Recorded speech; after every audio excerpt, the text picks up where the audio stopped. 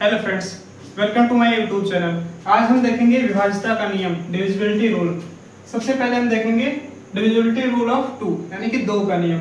तो ऐसी संख्याएं जिनके लास्ट में 0 हो, 2 हो, 4 हो, 6 हो, 8 हो यानी कि इवन इंटीजर हो, वे संख्याएं क्या होंगी, 2 से पूरी तरह विभाजित हो जाएंगी, डिविजिबल हो जाएगी। जैसे हम एक नंबर लिखते हैं 4 6 3 2, इसके लास्ट अंक क्या है, 2 है, तो ये संख्या क्या होगी, पूरी तरीके से 2 से विभाजित होगी।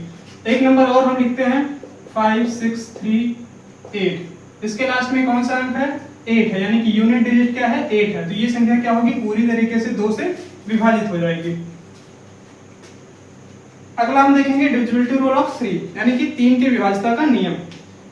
सम of unit digit is divisible by 3, यानी कि अगर कोई नंबर है उसके सभी अंकों को हम क्या कर दें, ऐड कर दें, और जो आंसर आए उसको हम 3 से डिवाइड करें तो वो संख्या क्या होगी, 3 से डिविजिबल हो जाएगी। जैसे यही संख्या हम मान लेते हैं 4 6 3 2, इन सभी को हम ऐड करते हैं, 4 6 3 और 2 को हम क्या कर देते हैं, ऐड कर देते हैं, 4 6 10 10 3 13 13 और 2 15। ये संख्या क्या कर रहे हैं, अगर हम 3 से डिविजिबल कर रहे हैं तो 5 आ रहा है, यानी कि ये पूरी संख्या क्या होगी, 3 से डिविजिबल होगी।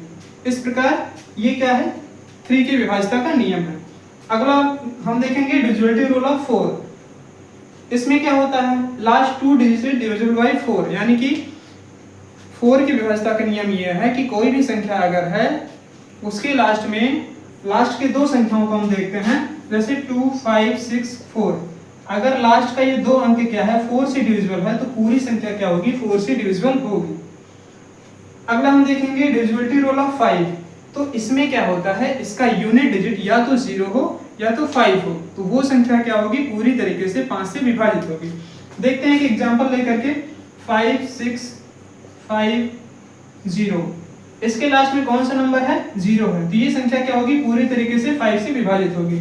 एक एग्जांपल और लेते हैं 2 5 6 7, इसमें लास्ट अंक क्या है, 7 है, तो इसलिए ये संख्या क्या होगी, 5 से डिविजिबल नहीं होगी। अगला हम देखेंगे 6 के डिविजिबिलिटी का रूल। तो इसमें क्या होता है, 6 कैसे बनता है, 2 और 3 से बनता है, यानी कि 2 और 3 के मल्टीपल से बनता है। तो इसमें क्या होगा, 2 और 3 दोनों का रूल फॉलो होगा। 2 का रूल क्या था, ऐसी संख्याएं जिनके लास्ट में क्या हो, 0 हो, 2 हो, 4 हो, 6 हो, 8 हो, वे संख्याएं क्या होती थी, 2 से डिविजिबल हो जाती थी। 3 का रूल क्या था, ऐसी संख्याएं जिनके सभी डिजिट का सम क्या होता था, 3 से डिविजिबल होता था, वे संख्याएं क्या होती थी, 3 से पूरी तरीके से डिविजिबल हो जाती थी। तो इसमें क्या होगा, दोनों का रूल फॉलो होगा, यानी कि दोनों कंडीशन लागू होगा। अब हम एक एग्जांपल के थ्रू देखते हैं, 258 258 है, ठीक है। तो इसमें क्या होगा, हम देख रहे हैं कि लास्ट का डिजिट क्या है, 8 है, तो ये क्या होगा, 2 से पूरी तरीके से डिविजिबल होगा। फिर हम देखेंगे इन सभी का सम करेंगे, 258, तो कितना हो जाएगा, 5 और 2 7 7 8 15, ये क्या होगा, 3 से भी डिविजिबल होगा, यानी कि इसमें 2 का रूल भी फॉलो कर रहा है और 3 का भी रूल फॉलो कर रहा है, तो ये क्या होगा, 6 से पूरी तरीके से डिविजिबल होगा। अब हम अगला डिविजिबिलिटी रूल देखेंगे 7 का। इसमें क्या होता है, हम इसमें क्या करते हैं, लास्ट नंबर में हम 5 का मल्टीपल करते हैं, और जो भी मल्टीपल आता है उसमें हम इसके पहले वाले नंबर में ऐड कर देते हैं।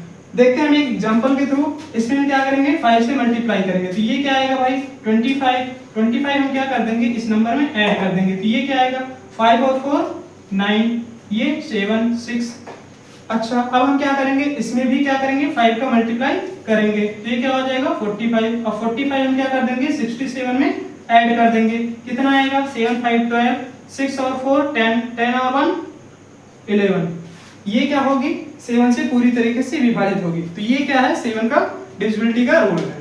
अगला हम देखेंगे डिविजिबिलिटी रूल ऑफ 8। इसमें क्या होता है, तो इसमें क्या होता है, last 3 digit is divisible bye 8, यानी कि ऐसी संख्याएं जिनके लास्ट 3 डिजिट क्या हो, 8 से डिविजिबल हो, तो पूरी संख्याएं क्या हो जाएंगी, 8 से डिविजिबल हो जाएंगी।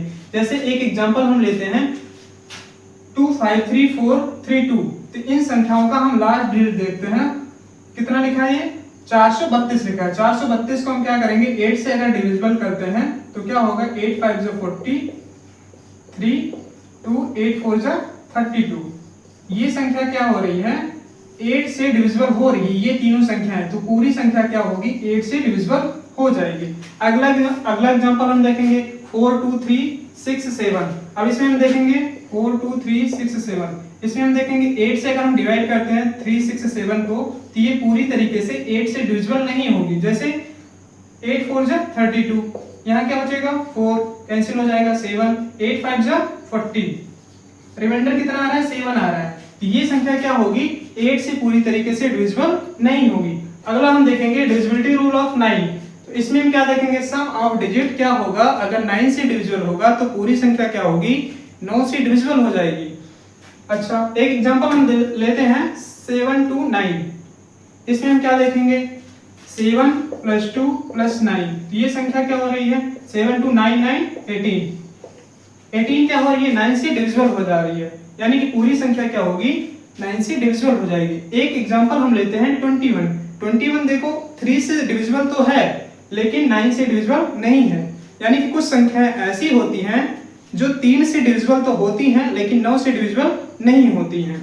अच्छा अगले हम देखेंगे डिविजिबिलिटी रूल ऑफ 10। तो एक एग्जांपल हम देखेंगे 2150, इसका लास्ट डिजिट क्या है 0 है, तो ये संख्या क्या होगी 10 से डिविजिबल होगी। अगला हम देखेंगे डिविजिबिलिटी रूल ऑफ 11। इसको हम एक एग्जांपल के थ्रू देखेंगे 4 9 8 5 8 6। इसमें हम क्या करेंगे जो भी ऑड नंबर्स पर हैं और जो इवन नंबर्स पर हैं संख्याएं, उनको हम क्या कर लेंगे ऐड करेंगे। 4 8 12 12 और 8 20, 9 और 5 14 14 और 6 20, यानी कि इन दोनों का डिफरेंस कितना आ रहा है 0 आ रहा है। तो ये संख्या क्या होगी 11 से डिविजिबल हो जाएगी, यानी कि ऐसी संख्याएं जिनके ऑड और इवन संख्याओं का सम करने पर उनका जो डिफरेंस है वो क्या आए, या तो 0 आए या तो 11 आए या फिर 11 का कोई मल्टीपल आए, तो ऐसी संख्याएं क्या होती हैं 11 से पूरी तरीके से डिविजिबल हो जाती हैं।